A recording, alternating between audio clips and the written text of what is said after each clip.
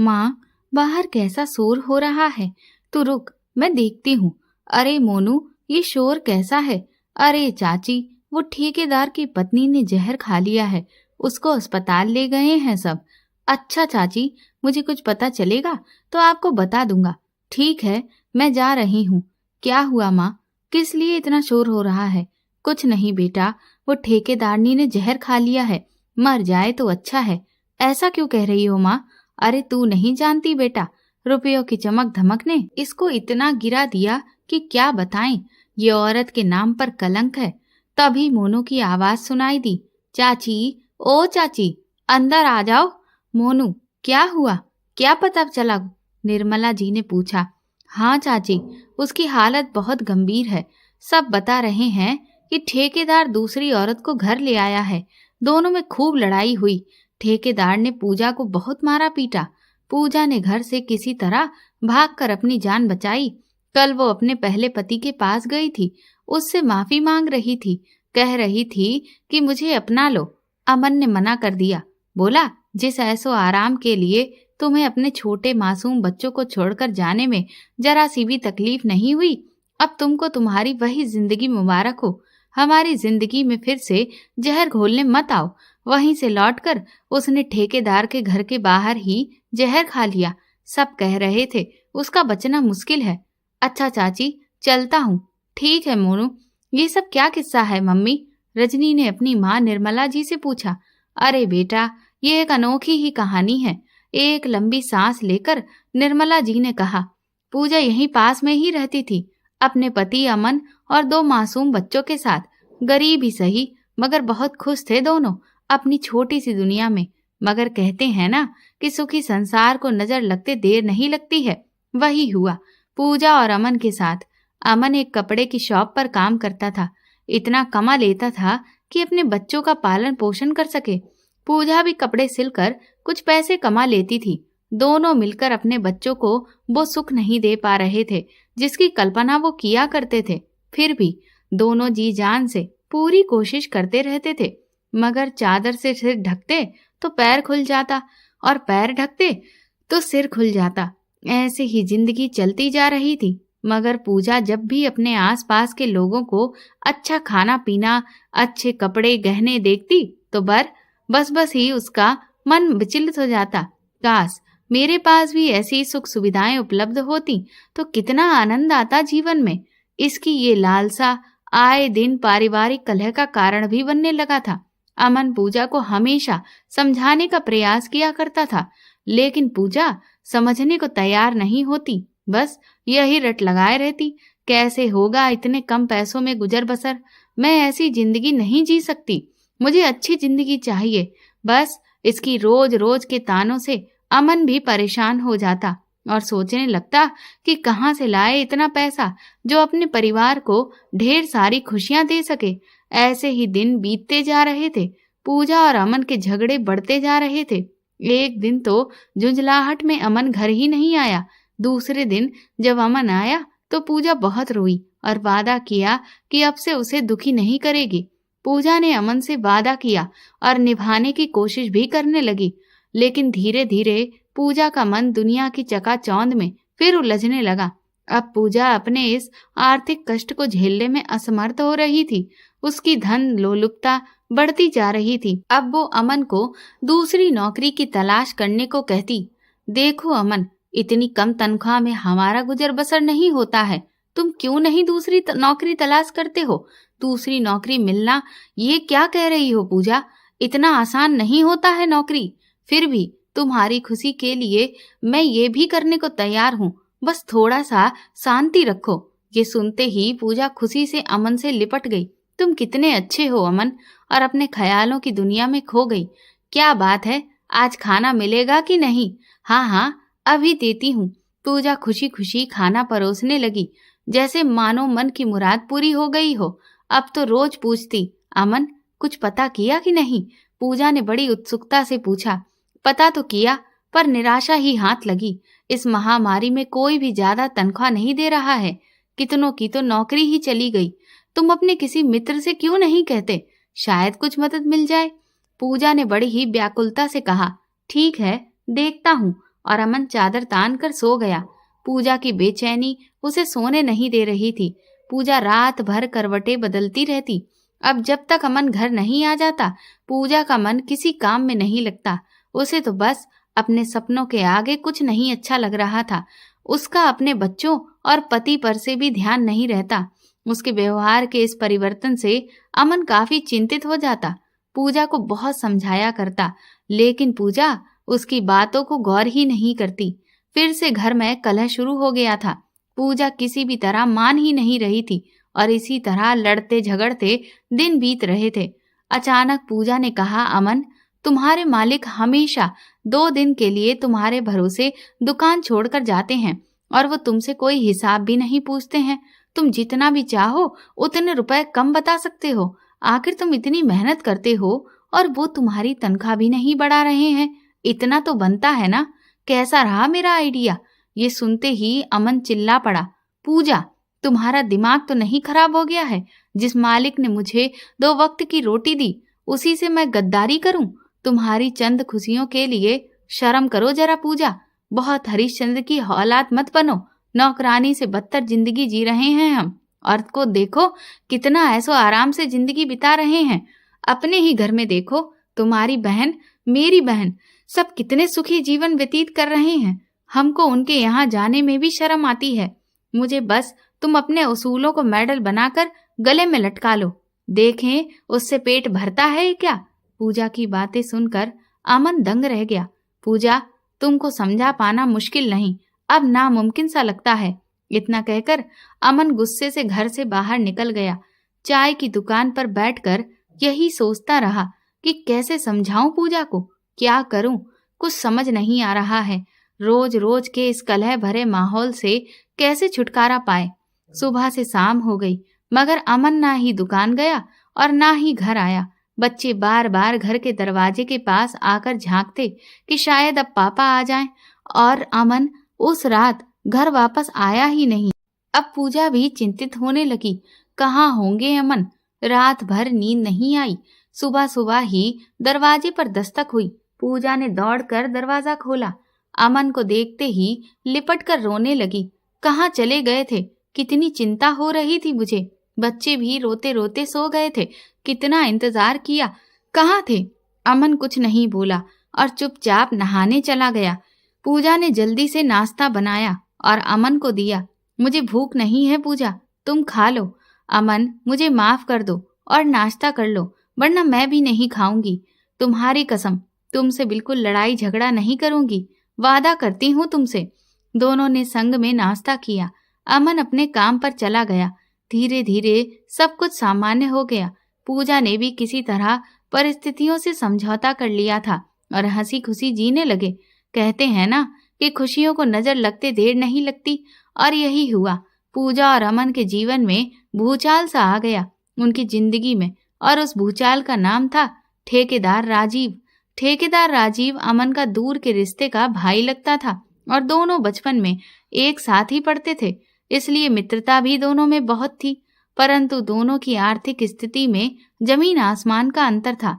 राजीव एक अमीर खानदान से ताल्लुक रखता था, इसी वजह से अमन उससे थोड़ा दूर रहना पसंद करता था, क्योंकि राजीव अपने रसूख का फायदा उठाकर थोड़ा अपनी मनमर्जी करता था और आवारागर्दी में भी तल्लीन रहता था, जो अमन को बिल्कुल पसंद नहीं आता था और उससे दूर ही रहना वो पसंद करता था।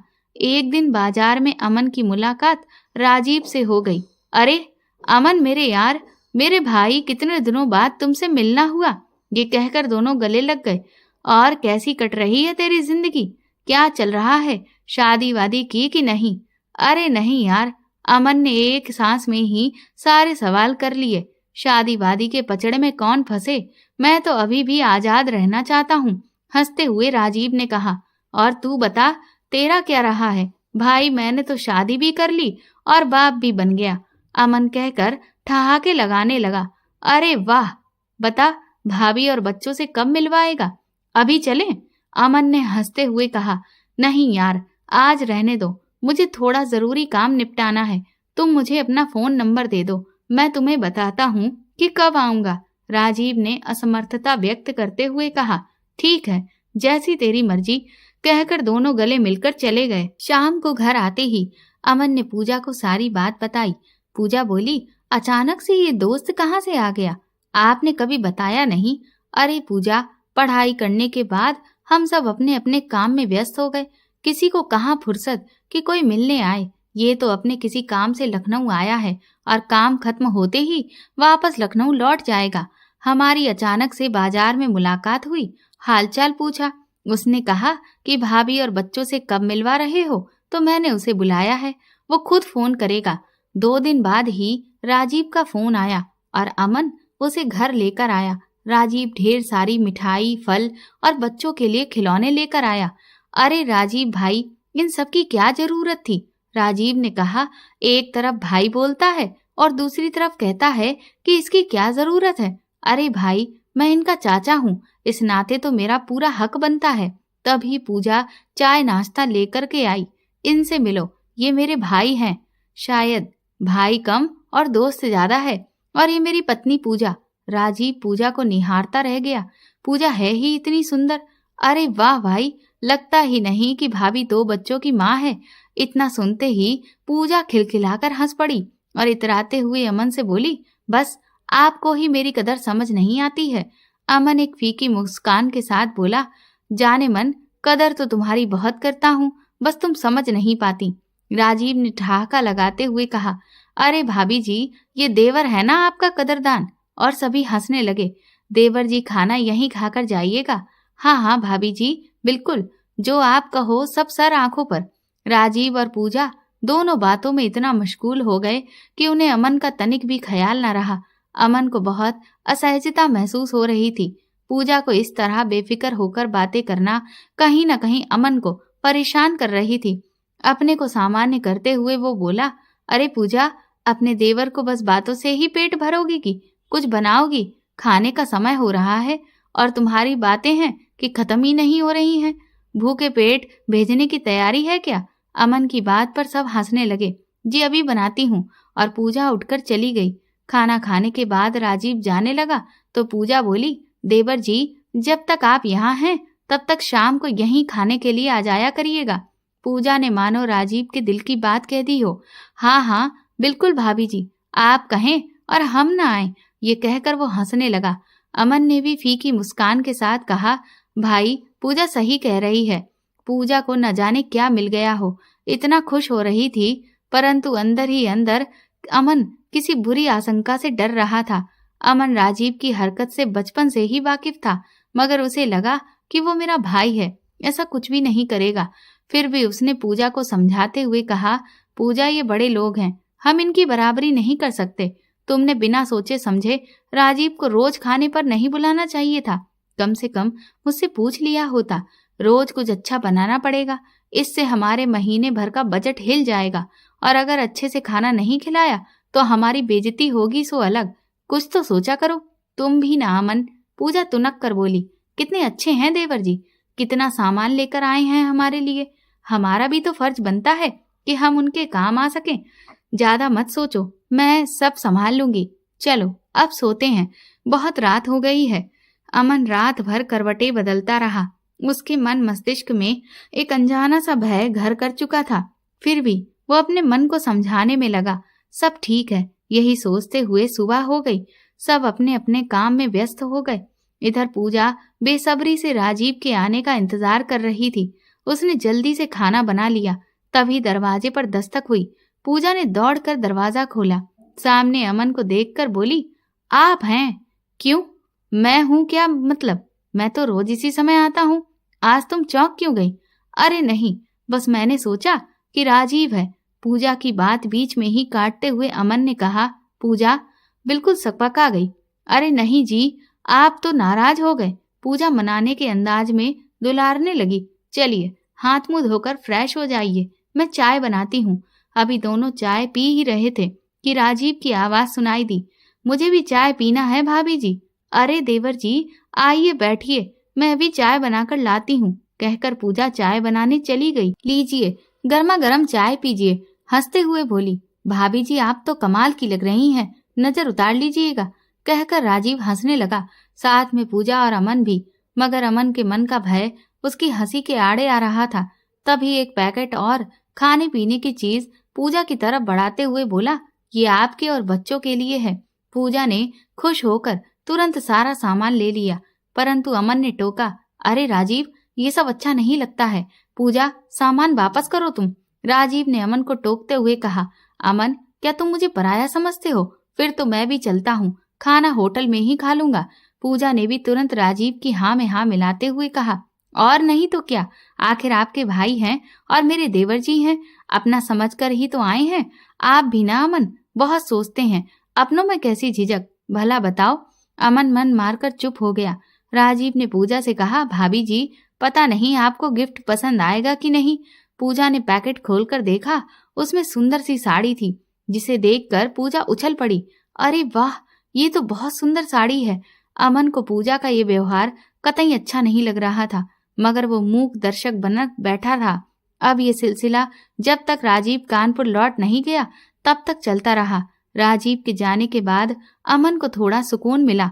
कुछ दिनों बाद ही अमन और पूजा की शादी की सालगिरह थी। अमन ने पूजा को एक साड़ी दी और कहा, शाम को तैयार रहना, हम लोग बाहर घूमने चलेंगे और बाहर ही खाना भी खाएंगे। पूजा ने ठीक है कहा। शाम को अमन घर आया तो पूजा को देखकर बोला, ये क्या, मेरी दी हुई साड़ी क्यों नहीं पहनी? ये तो राजीव की दी हुई साड़ी है ना। अरे अमन, साड़ी ही तो पहन ली मैंने, और फिर बाहर भी तो जाना है, तो मैंने सोचा कि बाहर थोड़ी इज्जत बढ़ेगी, महंगी साड़ी पहनूंगी तो। अमन बहुत उदासी से बोला, और दोनों अपने बच्चों के साथ बाहर घूमने निकल जाते हैं। तभी अचानक राजीव का फोन आ जाता है। हेलो, तुम कहाँ हो यार? मैं तुम्हारे घर के बाहर खड़ा हूँ, हम लोग थोड़ा मंदिर आए हैं। अभी अमन बोल ही रहा था कि पूजा ने फोन छीन लिया और बोली, अरे देवर जी, आज बहुत मौके से आए हैं आप। आज हमारी शादी की सालगिरह है और हम लोग आज बाहर खाना खाएंगे ही। आप यहीं हैं तो आप भी आ जाइए ना, सब मिलकर मजे करेंगे। बिल्कुल भाभी, बस अभी आया। बताइए आप लोग कहाँ हैं? पुराना हनुमान मंदिर है, वहीं आ जाइए। पूजा की इस बात से अमन बहुत दुखी हुआ, मगर कुछ कह न सका। राजीव के पहुंचते ही सब रेस्टोरेंट की तरफ बढ़े, परंतु राजीव ने कहा, आज की पार्टी मेरी तरफ से आप लोगों के लिए, और कार की तरफ इशारा किया। सभी को लेकर एक अच्छे होटल में खाना खिलाने ले गया। वहां पहुंचते ही उनका शानदार स्वागत हुआ। केक काटा और एक खूबसूरत सा तोहफा भी राजीव ने दिया अमन और पूजा को, और फिर सब घर लौटे। पूजा तो अपने को किसी प्रिंसेस से कम नहीं समझ रही थी। गिफ्ट खोलते ही पूजा उछल पड़ी। राजीव ने उसे मोबाइल फोन दिया और अमन को महंगी सी घड़ी। ये सब देखकर अमन की टेंशन बढ़ती जा रही थी, मगर पूजा, वो तो अपने सपनों की दुनिया से बाहर निकलना ही नहीं चाह रही थी। आज उसे वो सब मिला जिसकी तमन्ना उसे हमेशा रहती थी। उसके मुंह से राजीव की बातें खत्म होने का नाम ही नहीं ले रही थी। यही सबसे बड़ा कारण था अमन की परेशानी का। शादी की सालगिरह के बाद तो पूजा के दिलो दिमाग में जैसे राजीव बसता ही जा रहा था। दिन रात बस राजीव की बातें पूजा की जुबान पर चढ़ी रहती थी, और इधर अमन की मनोदिशा बहुत खराब हो रही थी। वो जब भी पूजा को समझाने लगता, पूजा तुरंत उसकी बात काट देती। तुमसे तो कुछ होता नहीं, अगर कोई हमें थोड़ी खुशी दे रहा है तो आपको अच्छा नहीं लगता है। वो आपसे कुछ मांग भी तो नहीं रहे हैं, आपको क्यों बुरा लगता है? पूजा के इस बदलते व्यवहार से अमन बेहद चिंतित रहने लगा। पूजा की महत्वाकांक्षाएं परवान चढ़ने लगी थीं। पूजा को जब से मोबाइल फोन मिला तब से पूजा बस दिन रात राजीव से बातें करने में बिताने लगी थी। अमन और बच्चों के प्रति वो लापरवाह होती जा रही थी। इधर राजीव भी पूजा की खूबसूरती पर फिदा था, और उसने पूजा की कमजोरी को अपना हथियार बना लिया था। उसने तो अब लखनऊ में भी घर खरीद लिया। अब तो राजीव बेधड़क होकर पूजा के पास किसी भी समय आने लगा। यहाँ तक कि अमन जब घर पर नहीं होता तब भी वो आने लगा था। राजीव और पूजा की नजदीकियां बढ़ने लगी थीं। एक दिन मौका देखकर राजीव ने पूजा को अपनी बाहों में भर लिया और बोला, कितनी खूबसूरत हो तुम, तुम्हारे बिना अब मेरा दिल नहीं लगता, और पूजा को प्यार से सहलाने लगा। पूजा ने भी बिना विरोध किए ही अपने को राजीव की आगोश में सौंप दिया। जब प्यार का खुमार उतरा तो पूजा एकदम से रोने लगी। ये मैंने क्या कर दिया? अमन को कैसे मुंह दिखाऊंगी? अरे पूजा मेरी जान, अमन को बताने की जरूरत ही क्या है? और जब कोई बताएगा ही नहीं तो वो कैसे जानेगा? बच्चे तो स्कूल में हैं, अब बच्चे हम और तुम, मेरी जान। और उसने फिर पूजा को अपने आगोश में भर लिया। अब तो राजीव आए दिन पूजा को कीमती तोहफे देता और पूजा उसकी इच्छा को मिटाती रहती। पूजा और राजीव की करतूतों के चर्चे अब धीरे धीरे आस पड़ोस में होने लगे। मोहल्ले में कानाफूसी शुरू हो गई। अमन को राह चलते कुछ कमेंट भी सुनने को मिलते।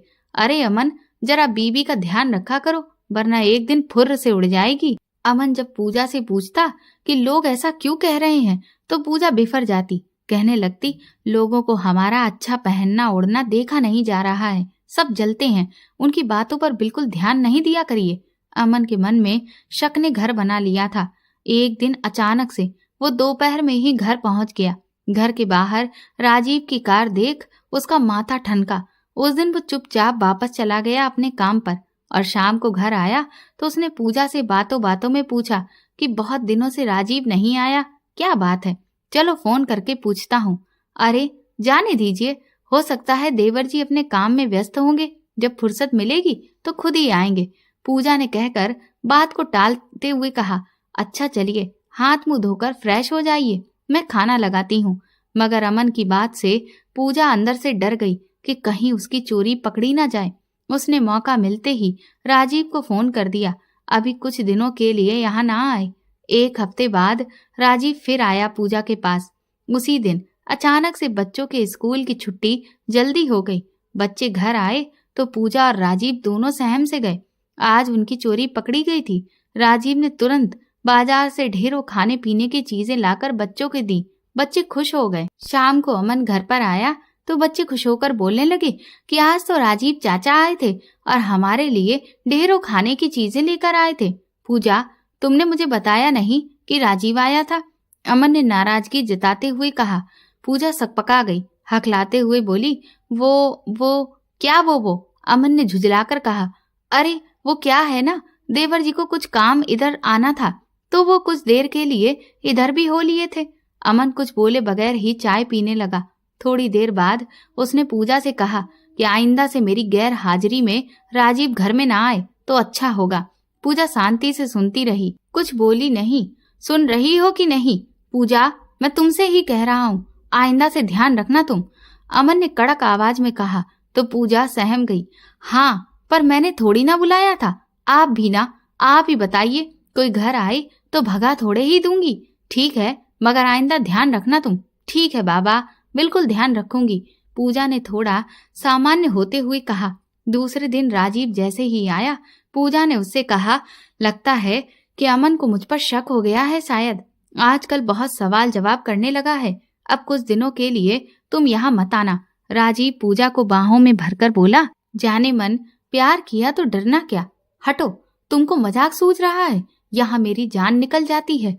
अमन के सवालों से तुम्हें क्या, जिंदगी मेरी नरक बन जाएगी ना, तुम तो पल्ला झाड़कर चलते बनोगे। अरे नहीं जाने मन, तुमको अपने साथ लेकर चला जाऊंगा, अपनी दिल की रानी बनाकर रखूंगा तुम्हें। सच? पूजा ने राजीव को पकड़ते हुए पूछा। बिल्कुल सच। तुमको कोई शक है क्या? राजीव ने हंसते हुए पूजा से पूछा। नहीं नहीं, बिल्कुल नहीं, बस अपने दिल की तसल्ली के लिए पूछ रही थी। अब हो गई तसल्ली? राजीव ने पूछा। हाँ, हो गई, पूजा ने इतराते हुए कहा। राजीव का जुनून पूजा के दिलो दिमाग पर इस कदर छाया हुआ था कि उसे ना अपने बच्चों की और ना ही अपने पति अमन की फिक्र थी। उसको केवल राजीव की अमीरी, उसका पैसा और रुतबा दिखाई दे रहा था। वो ये भी भूल चुकी थी कि वो शादीशुदा औरत है और 2 बच्चों की माँ है। इन सब से परे पूजा को बस अपने सपनों को पूरा करने की तमन्ना ने अपने ज़मीर को कब का खो दिया था। पूजा को स्वयं ही नहीं पता था। और अमन भाई, क्या हाल चाल है? घर लौटते समय अमन को पड़ोसी मिल गया। सब ठीक है, आप बताइए कैसे हैं? मैं तो ठीक हूँ भाई, आजकल आपके यहाँ कोई मेहमान आए हुए हैं लगता है। मेहमान? नहीं तो, अमन ने चौंकते हुए कहा। क्यों मजाक कर रहे हैं? अभी अभी तो कार से वापस गए हैं, मैं तो अक्सर ही देखता हूँ उनको। अरे वो मेरा चचेरा भाई है। अच्छा चलता हूँ, पूजा इंतजार कर रही होगी। अमन ने जल्दी से बात खत्म की और विचलित मन से तेजी से घर की तरफ बढ़ गया। पूजा ने दरवाजा खोला। अमन घर में घुसते ही पूजा पर बिफर पड़ा। आज फिर से आया था राजीव? वो लगभग चिल्लाते हुए पूछा। पूजा चुपचाप खड़ी रही। बोलती क्यों नहीं? मैं कुछ पूछ रहा हूं तुमसे। पूजा भी आज विद्रोह पर उतर आई थी। हाँ आए थे। तो क्या? तुमको मना किया था ना मैंने कि उससे दूर रहो। जब मैं घर में नहीं रहता हूं तुम क्यों आने देती हो उसको? मैं नहीं रोकूंगी। उन्हें मेरा कितना ख्याल है, वो मेरा कितना ख्याल रखते हैं। मेरे मन की हर चीज ला कर देते हैं। मैं क्यों रोकूं उन्हें? जो तुम नहीं दे पाए कभी भी, वो सारी इच्छाएं पूरी करते हैं मेरी। पूजा के मुंह से ऐसी बातें सुनकर अमन अपना आपा खो बैठा और एक झन्नाटेदार चांटा जड़ दिया पूजा के गाल पर। बेशर्मी की हद पार कर दी तुमने। हमारी इज्जत का जरा भी ख्याल नहीं आया तुम्हें। कौन सी इज्जत? इज्जत से पेट नहीं भरता है किसी का। अपनी इज्जत अपने पास रखो। तुम ही को मुबारक हो तुम्हारी इज्जत। मुझे ऐसी जिंदगी रास नहीं आती। पूजा, चिल्ला पड़ा अमन। मुझे तो पहले से ही शक था। तुम्हारे लक्षण नजर आ रहे थे मुझे। खबरदार, जो आगे से राजीव को घर में घुसने दिया तो मुझसे बुरा कोई नहीं होगा, समझ लेना। बच्चों को सहमा देख अमन उन्हें अपने साथ सुलाने लेकर चला गया। पूजा बुद्ध की तरह खड़ी रही। आज उसे अपनी खुशियों के अलावा कुछ भी नहीं सूझ रहा था। उसकी आंखों पर जैसे पैसों की चकाचौंध की पट्टी बंध गई थी। उसने मन ही मन एक खतरनाक फैसला लिया। सुबह होने का इंतजार करने लगी। अमन भी आज काम पर नहीं गया। कल की बात से वो काफी दुखी था और मन भी उदास था। एक अनजाने डर ने उसे अंदर तक झकझोर दिया था। उसे अपना भविष्य अंधकारमय लग रहा था। पूजा ने आज कोई काम भी नहीं किया, ना ही बच्चों के लिए नाश्ता बनाया और ना ही घर का कोई काम किया। बस बार बार दरवाजे की तरफ देख रही थी। तभी दरवाजे पर दस्तक हुई। पूजा लगभग दौड़ती हुई दरवाजे की तरफ लपकी। दरवाजा खोला तो राजीव को देखते ही उससे लिपट कर बोली, प्लीज राजीव, मुझे इस नरक से बाहर निकालो। मैं अब और यहाँ नहीं रह सकती। अमन अवाक खड़ा पूजा को देखता रहा। बड़ी हिम्मत करके बोला, पूजा, ये क्या कह रही हो? ये घर, ये बच्चे और मैं, सब तो तुम्हारे ही हैं। हम सबको छोड़कर कैसे जा सकती हो? होश में आओ पूजा, अपनी जिंदगी नरक में मत झोंको। ये राजीव केवल तुम्हारा इस्तेमाल कर रहा है। अभी भी वक्त है, संभल जाओ। मेरी बात सुनो, बच्चों की खातिर कुछ तो सोचो। मगर पूजा, जिसे अपनी खुशियों के आगे सारा जहान बेकार लग रहा था, अमन राजीव के आगे हाथ जोड़कर गिड़गिड़ाने लगा। मेरी गृहस्थी बर्बाद मत करो। राजीव ने कहा, मैं कुछ नहीं कर सकता। ये पूजा का फैसला है और हम दोनों एक दूसरे को बहुत प्यार करते हैं। ये प्यार नहीं, वासना है जिसने पूजा को अंधा बना दिया है। अमन ने लगभग चिल्लाते हुए कहा, यही सही, ये मेरा फैसला है। मैं अब अपने फैसले को बदल नहीं सकती। और वो अपना बैग उठाकर राजीव के साथ चली गई। पीछे छोड़ गई अमन के लिए दुखों का सागर, जिससे निकल पाना अमन के लिए बहुत नामुमकिन सा था। पूजा के जाने के बाद अमन के सामने हजारों मुश्किलें खड़ी हो गईं। कैसे लोगों का सामना करेगा? उनके सवालों का क्या जवाब देगा? बच्चों को अकेले कैसे संभालेगा? कई दिनों तक उसने घर से बाहर निकलना छोड़ दिया। मजबूरी में निकलना भी पड़ता तो अंधेरे में चोरी चुपके से जाता। मगर कितने दिन तक ऐसा चलता? आखिर लोगों का सामना करना ही पड़ा। अमन लोगों के जलील करने वाली बातें सुनकर खून का घूंट पीकर रह जाता। सिर झुकाए चुपचाप निकल जाता। धीरे धीरे लोगों के ताने भी बंद हो गए और अब अमन के प्रति सहानुभूति होने लगी। कहते हैं ना कि दुख और सुख दोनों ही सहते सहते कुछ दिनों में सामान्य सा प्रतीत होने लगता है। अमन भी इन सब बातों को भूलकर आगे बढ़ चुका था। सभी पड़ोसी बच्चों की देखभाल में अमन की बहुत मदद करते थे। पूजा अपने सपनों की दुनिया में आजाद होकर उड़ रही थी। न कोई रोकने वाला, ना ही कोई टोकने वाला। मानो सारे जहां की खुशियां उसकी झोली में राजीव ने डाल दी हों। सभी सुख सुविधाएं उपलब्ध थीं। पैसे की चकाचौंध में वो लुप्त हो गई थी। उसे कभी भी अपने बच्चों की और ना ही अमन की याद आई। उसकी दुनिया जैसे राजीव से शुरू होकर राजीव तक ही खत्म हो गई थी। राजीव भी उसे सर आंखों पर बैठा कर रखता था। ये सिलसिला कुछ दिन तो प्यार मोहब्बत के तरानों में गुजरता रहा। फिर धीरे धीरे इसका नशा राजीव के सिर से उतरने लगा। राजीव जो कभी इस डाल का पक्षी तो कभी उस डाल का पक्षी, उसका मन एक जगह कहाँ लगने वाला था। धीरे धीरे राजीव घर पर देर से लौटने लगा। अब पूजा की चिंता भी बढ़ने लगी। एक दिन मौका देखकर वो बोली, राजीव, आप अपने माता पिता से मुझे कब मिलवाएंगे ताकि हम दोनों की शादी हो सके? तभी तो हम आपकी पत्नी का दर्जा पा सकेंगे। राजीव शांत रहा। बोलिए ना राजीव, कब ले चलेंगे मुझे उनके पास? अरे क्यों परेशान होती हो तुम? मौका देखकर चलते हैं। अभी इधर बहुत काम है मुझे। पक्का? पूजा ने हाथ बढ़ाकर पूछा। राजीव ने भी उसका हाथ पकड़कर बोला, बिल्कुल पक्का। पूजा खुश तो हो गई, मगर उसके मन में कहीं ना कहीं डर बैठ गया था। कहीं राजीव उसे धोखा तो नहीं दे रहा है। समय पंख लगाकर उड़ रहा था। काफी महीने बीत गए। पूजा माता पिता से मिलने को कहती और राजीव टालता रहता। अब तो राजीव कई कई दिन पूजा के पास ही नहीं आता। पूजा के पूछने पर बताता कि काम बहुत बढ़ गया है, इसीलिए आ नहीं पाता हूँ। अब तो धीरे धीरे पूजा के खर्चों पर भी वो रोक लगाने लगा था। पूजा, कितने खर्चे हैं तुम्हारे, थोड़ा कंट्रोल करो तुम। अरे वाह राजीव, पहले तो कभी नहीं टोका, अब अचानक से मेरे खर्चे दिखने लगे। और नहीं तो क्या, पैसे क्या पेड़ पर उगते हैं? राजीव ने तेज आवाज में कहा। अच्छा, जब अपना मतलब निकालना था तो हम बहुत अच्छे थे। आज हम इतने बुरे हो गए हैं कि मेरे खर्चे अब बोझ लगने लगे हैं। राजीव झुंझलाहट में बाहर चला गया और पूजा राजीव के इस बदले व्यवहार से दुखी होकर रोने लगी। धीरे धीरे पूजा और राजीव के बीच में दूरियां बढ़ती जा रही थीं। पूजा को अपना भविष्य अंधकार में लग रहा था। जब राजीव घर आया तो पूजा सामान्य होकर उससे बातें करने लगी, मगर राजीव का मन पूजा से अब भर चुका था और वो किसी तरह से उससे पीछा छुड़ाने की सोचता रहता।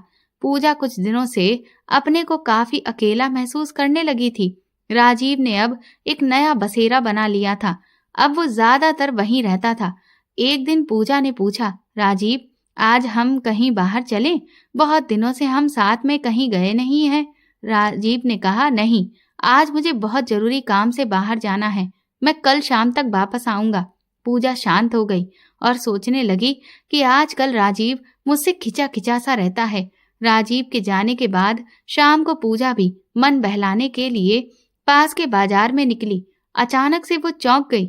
ये तो राजीव की कार है। और उसने ड्राइवर से पूछा कि साहब कहाँ हैं? ड्राइवर ने कहा, वो रेस्टोरेंट में खाना खाने आए हैं। क्या? पर उनको तो बाहर जाना था। नहीं मैडम जी, साहब को तो कहीं नहीं जाना था। ठीक है, साहब को कुछ नहीं बताना, पूजा ने ड्राइवर से कहा और मुंह पर मास्क लगाकर उसी रेस्टोरेंट के अंदर गई और कोने की टेबल पर बैठ गई। मगर उसे राजीव कहीं नजर नहीं आया। क्या लेंगी मैम?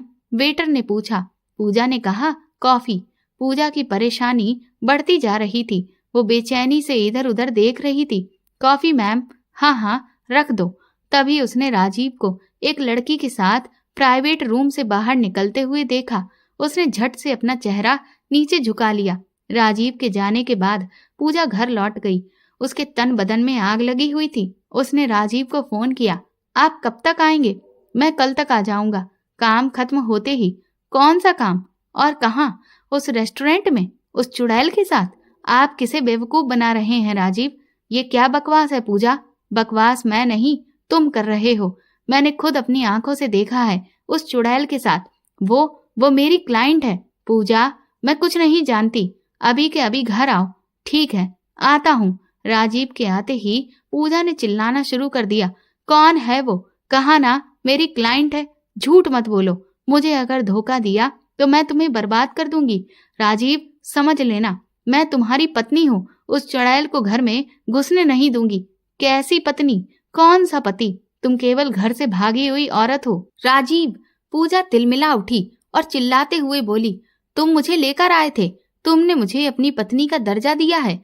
हाँ पूजा, तुमको लेकर जरूर आया हूँ, मगर तुमसे मैंने शादी तो नहीं की। क्यों? सही कह रहा हूँ ना। और बिना शादी किए साथ में रहने वाली औरत को क्या कहते हैं, तुम्हें पता है कि नहीं? राजीव, पूजा चिल्ला उठी। चिल्लाओ नहीं, तुम कौन होती हो मुझ पर हुक्म चलाने वाली? जो औरत अपने बच्चों और पति की नहीं हो सकी, चंद रुपयों की खातिर अपनी इज्जत बेच दी, उस औरत को मैं अपनी पत्नी बनाऊंगा? ये तुमने सोचा भी कैसे? राजीव, मैं तुमसे प्यार करती हूँ, तुम ऐसा कैसे कर सकते हो? प्यार? ये किस चिड़िया का नाम है? तुम्हें मुझसे नहीं, मेरे पैसों से, मेरे रुतबे से प्यार है। ऐसी औरतों का कोई ईमान नहीं होता, जहां पैसा देखा वहीं चल देती हैं। जैसे तुमने अपने इतना प्यार करने वाले पति को और मासूम बच्चों को क्षण भर में छोड़ दिया। पूजा बुत बनकर खड़ी रही। सच तो कह रहा है राजीव, सच में मैंने अपनी जिंदगी को, अपने परिवार को, अपने अरमानों के लिए बलि चढ़ा दिया।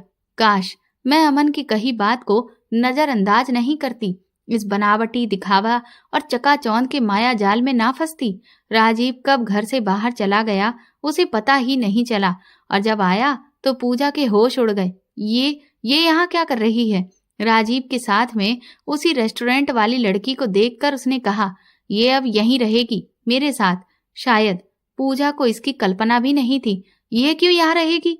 पूजा बिफर पड़ी और राजीव को पकड़कर झिंझोड़ कर पूछा, बताओ ये क्यों रहेगी? मेरे होते हुए ये नहीं रह सकती, निकालो इसको यहाँ से। पूजा अपना आपा खो बैठी थी। वो राजीव को बुरी तरह से नोचने लगी। राजीव ने भी पूजा को बहुत मारा। पूजा को समझ नहीं आ रहा था कि वो क्या करे। 2 दिन बीत चुके थे, ना वो लड़की गई और ना ही पूजा, और राजीव का झगड़ा खत्म नहीं हुआ। आज सुबह भी राजीव ने पूजा को बहुत मारा। किसी तरह वो अपनी जान बचाकर घर से बाहर भागी और भागकर सीधे अमन के पास गई। अमन घर पर नहीं था। बच्चों को देखकर लिपटकर बुरी तरह से रोने लगी। बच्चे भी अपनी माँ को इस हालत में देखकर सहम गए। मम्मी, तुम हमें छोड़कर क्यों चली गई थी? पूजा निशब्द थी। वो लगातार रोए जा रही थी। शाम को अमन घर आया तो पूजा को देखते ही आग बबूला हो गया। अब क्या लेने आई हो यहाँ? मुझे माफ कर दो अमन, पूजा कहकर रोने लगी। माफी? कैसे कर दूं तुम्हें माफ? नहीं कर सकता, चली जाओ यहाँ से। अमन बिफर पड़ा था। जिस ऐशो आराम के लिए तुम्हें अपने छोटे मासूम बच्चों को छोड़कर जाने में जरा सी भी तकलीफ नहीं हुई, अब तुमको तुम्हारी वही जिंदगी मुबारक हो। हमारी जिंदगी में फिर से जहर मत घोलो, प्लीज अमन। पूजा अमन का पैर पकड़कर रोने लगी थी। मुझे माफ कर दो। अमन ने पूजा का हाथ पकड़कर घर से बाहर निकाल दिया। बहुत देर तक पूजा दरवाजे के पास बैठी रही और फिर उठकर चली गई और वापस राजीव के घर आई, पर राजीव ने भी उसे घर में घुसने नहीं दिया। पूजा को अब कोई किनारा नहीं नजर आ रहा था और उसने राजीव के घर के बाहर ही जहर खा लिया। अरे वो देखो, ठेकेदारनी को कुछ हो गया, वो सड़क पर बेहोश पड़ी है। इसको अस्पताल ले चलो, ठेकेदार को बुलाओ। बाहर शोर की आवाज सुनकर राजीव बाहर निकला तो देखा कि पूजा की हालत काफी गंभीर थी। उसे तुरंत अस्पताल ले गया और उसे वहीं छोड़कर पुलिस के डर की वजह से शहर छोड़कर भाग गया। एक गहरी सांस लेकर निर्मला जी ने कहा, आखिर क्या हासिल हुआ पूजा को? झूठे प्यार और चंद रुपए और गहनों की मृग तृष्णा में ऐसी फंसी कि अपनी खुशहाल जिंदगी तबाह कर ली उसने। चाची, ओ चाची, क्या हुआ? अंदर आ जाओ मोनू, कुछ पता चला? क्या हुआ? हाँ, मैं भी अस्पताल गया था। अब तुझे क्या पड़ी थी अस्पताल जाने की? अरे पता है, वहां पुलिस पहुंची थी। पूजा को थोड़ा होश आया तो पूछताछ की। ठेकेदार तो अपनी जान बचाकर भाग गया। पूजा ने उसी का नाम लिया है, अब वो बचेगा नहीं। पूजा ने उस पर शारीरिक मानसिक प्रताड़ना का आरोप लगाया है और धोखे से उसे फंसाने का भी आरोप लगाया है। अस्पताल में मैंने उसके पहले पति अमन को भी देखा। अच्छा, वो क्या कर रहा था वहां? पता नहीं चाची, पूजा को कोई देखने वाला नहीं है ना, शायद तरस आ गया होगा। डॉक्टर बता रहे थे कि 24 घंटे अगर अच्छे से बीत गए तो पूजा खतरे से बाहर आ जाएगी। चलो अच्छा है, अब अमन के अलावा है ही कौन उसका? ठेकेदार तो भाग गया। भला हो उस अमन का, कितना नेक दिल इंसान है। इतना सब होने के बावजूद पूजा का ध्यान रख रहा है। अच्छा मैं चलता हूँ चाची। पापा, पापा, आवाज सुनकर अमन चौंक गया। क्या है बेटा? पापा, मुझे मम्मी के पास जाना है, चलो ना। अमन समझ नहीं पा रहा था कि क्या करे, जाए कि नहीं जाए। अमन बेटा, ये लो खाना खा लो, तुम लोग भूखे होगे। अमन की पड़ोस की चाची खाना रखते हुए बोली, खा लो बेटा, ऊपर वाला न जाने इतनी परीक्षा क्यों ले रहा है तुम्हारी। पापा चलो ना मम्मी के पास। अमन ने बच्चे से फिर जिद करने लगे। देख रही हैं चाची, इन बच्चों को मैं कैसे समझाऊं कि अब इस घर में तेरी मम्मी के लिए कोई जगह नहीं है। नहीं अमन बेटा, शायद जिंदगी तुमको एक मौका फिर से दे रही है। शायद यही ईश्वर की मर्जी है। अपने लिए नहीं तो बच्चों की खातिर ही सही तुम्हें एक बार तो पूजा के लिए फिर से सोचना चाहिए। मैंने दुनिया देखी है बेटा, कैसे गुजारेगा तू इतनी पहाड़ सी जिंदगी। दूसरी ब्याह कर लाएगा तो बच्चे बर्बाद हो जाएंगे। अब पूजा जाएगी भी तो कहाँ, वो धोखेबाज तो उसे छोड़कर भाग गया और आखिर तुम ही तो उसकी देखभाल कर रहे हो। भुला दो सारी बातें एक बुरे स्वप्न की तरह और अपना लो पूजा को। ये बूढ़ी आंखें कभी धोखा नहीं खाती हैं। मैंने पूजा की आंखों में पश्चाताप और आत्मग्लानि के भाव स्पष्ट देखे हैं। बेटा, ईश्वर भी एक बार मौका देता है हमें, हम तो फिर भी इंसान हैं। खाना खा लेना तुम लोग। अच्छा, मैं चलती हूँ। अमन रात भर बस चाची की कही बातें ही सोचता रहा। नींद तो आंखों से कोसों दूर हो गई थी। सोचते सोचते कब आंख लग गई पता ही नहीं चला। सुबह उठकर जल्दी से नाश्ता बनाया, तब तक बच्चे भी उठ गए। अमन ने कहा, चलो जल्दी से नहा धोकर तैयार होकर नाश्ता करो। अच्छा पापा, फिर हम मम्मी को लेकर घर आएंगे, है ना? अमन कुछ बोले बगैर ही चाय बनाने लगा। तुम सब जल्दी करो, बोलो ना पापा, मम्मी को अपने साथ लेकर आएंगे ना? हाँ बेटा, बिल्कुल लेकर आएंगे। अब जल्दी करो, बच्चों के तो मानो पंख लग गए हों। सब नाश्ता करने के बाद अस्पताल के लिए निकल पड़े। डॉक्टर साहब, अब कैसी है पूजा? अमन ने राउंड पर निकले डॉक्टर से पूछा। अब वो खतरे से बाहर है, मगर अभी कमजोरी बहुत है। उनकी बहुत अच्छे से देखभाल करनी पड़ेगी। खाने पीने का विशेष ध्यान रखना होगा और बीच बीच में चेकअप के लिए भी आना पड़ेगा। क्या पूजा को घर ले जा सकते हैं? अमन ने पूछा। अभी नहीं, कल सुबह ही डिस्चार्ज करेंगे उन्हें। अमन और बच्चे सुबह अस्पताल पहुंचे और पूजा को डिस्चार्ज कराकर निकल पड़े एक नई मंजिल की तरफ, अपने जीवन में एक नई उड़ान भरने के लिए।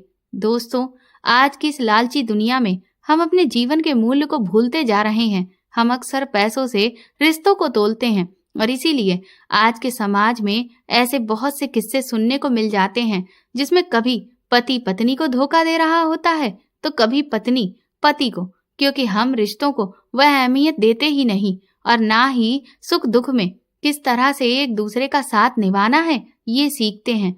जो इस तरह के रिश्ते बनाए जाते हैं उनकी समाज में कोई पहचान नहीं होती और उनकी असलियत यही होती है कि जब मन भर जाता है तो उन्हें दूध में पड़ी मक्खी के जैसे निकाल कर फेंक दिया जाता है। इसीलिए हमें कभी भी अपने जीवन साथी को धोखा नहीं देना चाहिए। चंद पल की खुशियों के लिए जिंदगी भर का कलंक अपने माथे पर नहीं लगाना चाहिए। तो दोस्तों, आपको ये कहानी कैसी लगी हमें कमेंट करके ज़रूर बताएं और प्लीज़ इस कहानी को ज़्यादा से ज़्यादा शेयर और लाइक करके मेरे चैनल को सपोर्ट करें।